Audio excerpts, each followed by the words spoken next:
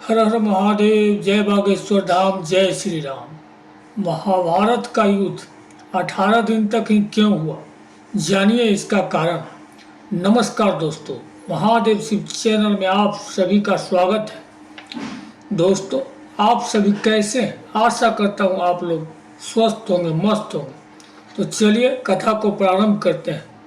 महाभारत के युद्ध में कौरव अधर्म और पांडव धर्म के साथ कुरुक्षेत्र के मैदान में लड़े। महाभारत युद्ध के दौरान ऐसी कई विशेष घटनाएं घटित हुई जो आज भी लोगों के लिए शिक्षा देने का काम करती है। महाभारत युद्ध के दौरान कुरुक्षेत्र से ही गीता उपदेश की उत्पत्ति भी मानी जाती है, जो कि श्री कृष्ण द्वारा अर्जुन को प्राप्त हुआ था। द्वापर युग धर्म की रक्षा के लिए महाभारत का युद्ध लड़ा गया था। कुरुक्षेत्र में लड़े जाने के कारण इसे कुरुक्षेत्र का युद्ध भी कहा जाता है। इस युद्ध की सबसे विशेष बात यह थी कि इसमें भगवान श्री कृष्ण स्वयं अर्जुन के सारथी बने थे। यह भयानक युद्ध कुल 18 दिनों तक चला।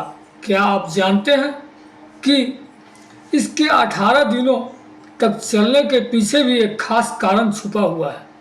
आज हम आपको इसी विषय में बताने जा रहे हैं कि महाभारत का युद्ध कुल 18 दिनों तक ही क्यों चला। महाभारत युद्ध में 18 की संख्या का अत्यंत महत्व है। ऐसा इसीलिए क्योंकि महाभारत ग्रंथ में कुल 18 अध्याय है।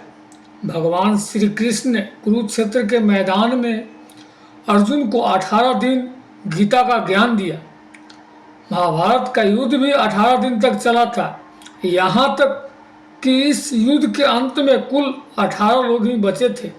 दरअसल महर्षि वेद व्यास ने गणेश जी की मदद से इस ग्रंथ का निर्माण 18 दिनों में ही किया था। ऐसा माना जाता है कि जब इस ग्रंथ का निर्माण हुआ था तब तक महाभारत युद्ध नहीं हुआ था, बल्कि महर्षि ने अपनी दिव्य दृष्टि से इस युद्ध को पहले ही देखकर रचा था और श्री गणेश ने इसे लिखा था। इसी कारण महाभारत ग्रंथ के 18 अध्याय 18 दिन में लिखे गए थे, यानी एक अध्याय एक दिन में और उसी अध्याय के अंतर्गत होने वाली घटनाएं घटित हुई। ऐसे में महाभारत का युद्ध 18 अध्याय के अनुसार 18 दिन तक चला। सरल शब्दों में कहे तो ग्रंथ के जिस अध्याय में जो घटनाएं हुई, यह असल में जब युद्ध हुआ था तब भी सब वैसे ही घटित हुआ था और युद्ध 18 दिन तक चला था।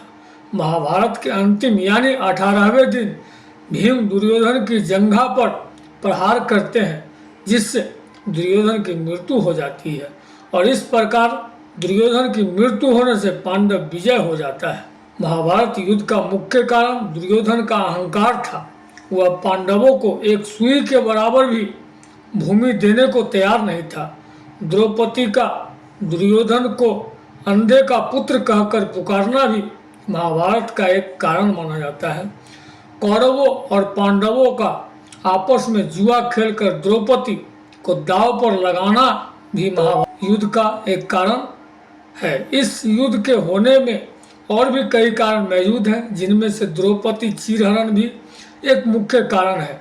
कौरवों की महत्वाकांक्षाएं चरम पर पहुंच गई थी और वह अकेले ही सारा राजपाट हड़प लेना चाहते थे। राजा धृतराष्ट्र पुत्र मोह में इस कदर डूब गए थे कि उन्हें सही गलत भी नजर नहीं आ रहा था। वीडियो को बोलते समय कोई त्रुटि हुआ हो तो मैं क्षमा चाहता हूँ। उम्मीद है वीडियो अच्छा लगा है। महादेव के सच्चे भक्त हैं तो कमेंट में लिखे हर हर महादेव। मिलते हैं अगले वीडियो के साथ। स्वस्थ रहे, मस्त रहे। हर हर महादेव। जय श्री राम, जय बागेश्वर धाम।